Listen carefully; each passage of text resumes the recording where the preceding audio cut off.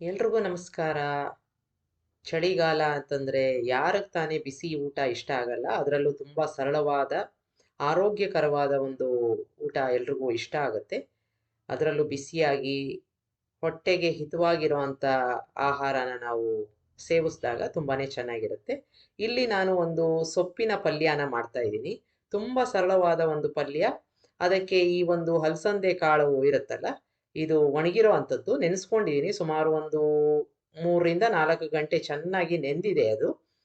ಈಗ ಒಂದು ಪಾತ್ರೆಗೆ ಎಣ್ಣೆನ ಹಾಕೋತಾ ಇದ್ದೀನಿ. ಎಣ್ಣೆ ಕಾದ ನಂತರ ಒಂದು ಒಗ್ಗರಣೆ ಮಾಡ್ಕೊಂಡ್ಬಿಡೋಣ. ಸಾಸಿವೆ ಹಾಕೋತಾ ಇದ್ದೀನಿ. ಅದ್ರ ಜೊತೆಗೆ ಜೀರಿಗೆ ಹಾಕ್ಕೋಬೇಕು. ಸ್ವಲ್ಪ ಇಂಗನ್ನ ಹಾಕೋತಾ ಇದ್ದೀನಿ. ಒಳ್ಳೆ ಪರಿಮಳ ಬರುತ್ತೆ. ಜೊತೆಗೆ ಕಾಳಿಂದ ಸ್ವಲ್ಪ ಗ್ಯಾಸ್ ಆಗತ್ತೆ ಅನ್ನೋರು ಇದ್ರ ಜೊತೆಗೆ ಬೇಕಾದ್ರೆ ಶುಂಠಿ ಕೂಡ ಹಾಕ್ಕೋಬಹುದು ತುರಿದ್ಬಿಟ್ಟು. ಈಗ ನಾನು ಹಸಿ ಮೆಣಸಿನಕಾಯಿ, ಕರಿಬೇವಿನ ಸೊಪ್ಪು, ಒಂದು 6 ರಿಂದ 7 ಮೆಂತ್ಯನ ಹಾಕೋತಾ ಇದ್ದೀನಿ. ಎಲ್ಲವನ್ನು ಚೆನ್ನಾಗಿ ಎಣ್ಣೆನಲ್ಲಿ ಬಾಡಿಸ್ಕೋಬೇಕು. ಮೆಂತ್ಯ ಕಾಳು ಸ್ವಲ್ಪ ಕಲರ್ ಬರಬೇಕು. ಈಗ ಕಾಳೆಲ್ಲ ನಾನು ಈ ಪಾತ್ರೆಗೆ ಹಾಕೊಂಡು ಎಣ್ಣೆನಲ್ಲಿ ಬಾಡಿಸ್ಕೋತಾ ಇದ್ದೀನಿ. ನಿಮ್ಗೆ ಬೇಯಕ್ಕೆ ತುಂಬಾ ಹೊತ್ತಾಗತ್ತೆ, ಟೈಮ್ ಇಲ್ಲ ಅಂತ ಅನ್ಸಿದ್ರೆ ಕುಕ್ಕರಲ್ಲಿ ಒಂದೇ ಒಂದ್ಸಲ ಕೂಗಿಸ್ಕೊಂಡು ಬೇಕಾದ್ರೆ ನೀವು ಹಾಕ್ಕೋಬಹುದು.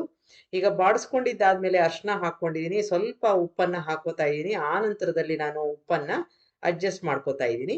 ಈಗ ಮತ್ತೆ ಎಣ್ಣೆನಲ್ಲಿ ಬಾಡಿಸ್ಕೊಂಡು ಇದನ್ನ ನಾವು ಬೇಯಕ್ಕೆ ಬಿಡಬೇಕು. ಬೇಯಕ್ಕೆ ಸ್ವಲ್ಪ ಹೊತ್ತಾಗತ್ತೆ, ಅಂದ್ರೆ ಸುಮಾರು ಒಂದು 8 ರಿಂದ 10 ನಿಮಿಷ ಆಗ್ಬಹುದು. ಸಣ್ಣ ಊರಿನಲ್ಲಿ ನಾನು ಬಿಟ್ಟಿದ್ದೀನಿ. ನಾನು ಮೊದಲೇ ಹೇಳ್ದಾಗೆ ನಿಮ್ಗೆ ಆಗಲ್ಲ ಅಂತಂದ್ರೆ ಕುಕ್ಕರಲ್ಲಿ ಬೇಯಿಸ್ಕೋಬಹುದು. ಈಗ ಬೆಂದಿದ್ಯಾ ಅಂತ ನೋಡ್ಕೊಳ್ಳೋಣ. ತುಂಬಾ ನೀರ್ ಹಾಕಿ ಬೇಯಿಸ್ಕೊಳ್ಳೋದು ಬೇಡ. ನೋಡಿ ಈಗ ಮೆತ್ತಗಾಗಿದೆ. ಶೇಪು ಅದೇ ತರ ಇದ್ದಾಗ ತುಂಬಾನೇ ಚೆನ್ನಾಗಿರುತ್ತೆ.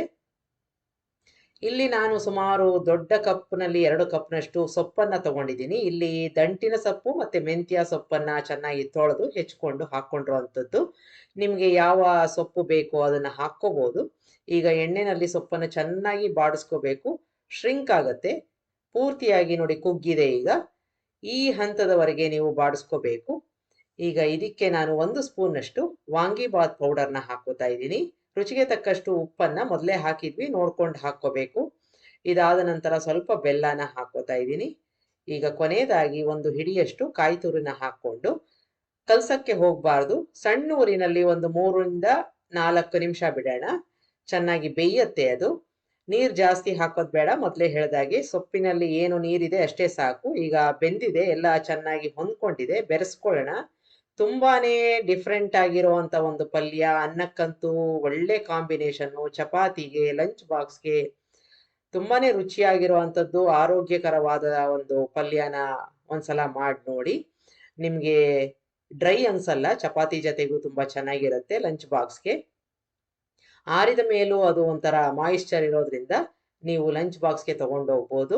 ನಿಮ್ಗೆ ರೆಸಿಪಿ ಇಷ್ಟ ಆದಲ್ಲಿ ಲೈಕ್ ಮಾಡಿ, ಶೇರ್ ಮಾಡಿ, ಕಮೆಂಟ್ ಮಾಡಿ, ನನ್ನ ಚಾನಲ್ಗೆ ಸಬ್ಸ್ಕ್ರೈಬ್ ಮಾಡಿ. ನಮಸ್ಕಾರ. ವಾಂಗಿಬಾತ್ ಪೌಡರ್ನ ಹೇಗೆ ಮಾಡೋದು ಅಂತ ನಾನು ಡಿಸ್ಕ್ರಿಪ್ಷನ್ ಬಾಕ್ಸ್ನಲ್ಲಿ ಹಾಕಿರ್ತೀನಿ. ನಮಸ್ಕಾರ.